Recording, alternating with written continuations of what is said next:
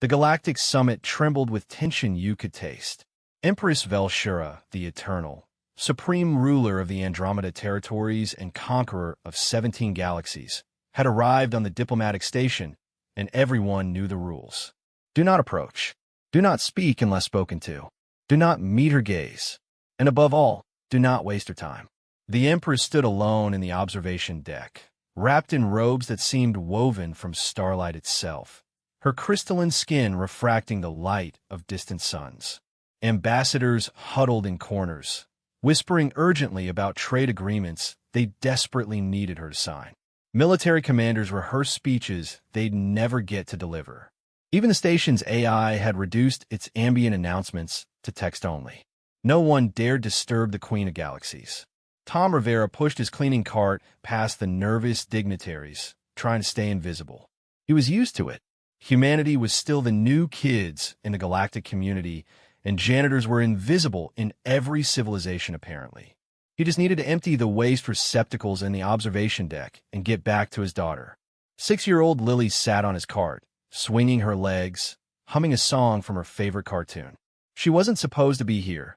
Daycare had called in sick, and Tom couldn't afford to miss his shift. So she came to work, armed with her backpack full of crayons and the dandelion she'd picked from the station's arboretum. "Daddy, why is everyone so quiet?" Lily whispered. "Because that lady is very important, sweetie. We need to be quick and quiet, okay?" But as they entered the observation deck, Lily's eyes went wide. She'd never seen anyone who looked like the Empress, like a living constellation, beautiful and terrifying and sad all at once. "Daddy, she looks lonely," Lily said at normal volume. The temperature in the room seemed to drop. Every being froze. Tom felt his heart stop as the Empress turned, her ancient eyes focusing on his daughter, with an intensity that had reduced warlords to stammering children. Before Tom could grab her, Lily hopped off the cart and walked straight toward the most powerful being in known space. "Sweetie, no."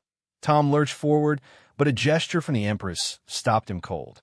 Not threatening, just curious.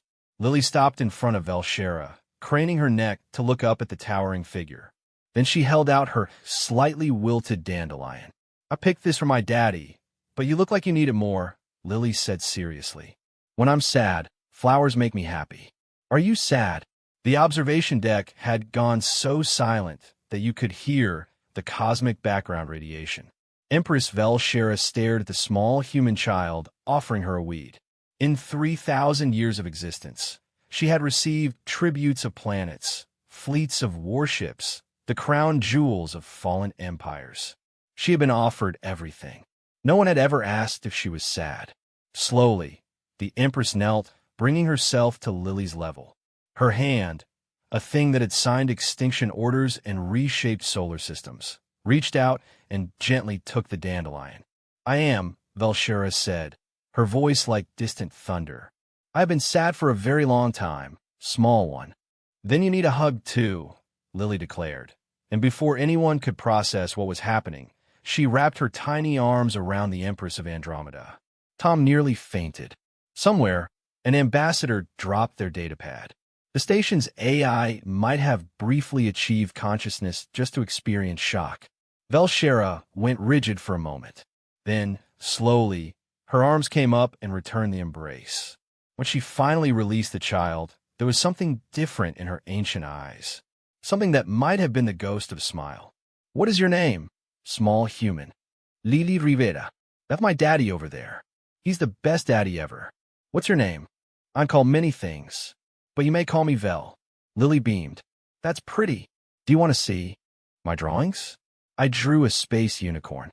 And just like that, the Empress who had kept the galaxy waiting for 3 days sat down on the floor of the observation deck, while a 6-year-old human girl showed her crayon drawings and explained, in great detail, why space unicorns were definitely real and probably lived on the purple planet she could see out the window. Tom stood frozen, still holding his mop, watching his daughter chat with a living goddess about the importance of glitter in space unicorn manies. An hour later, when the Empress finally stood to leave, she turned to the assembled ambassadors who had waited in terrified silence. The human petition for full council membership, she announced. I approve it.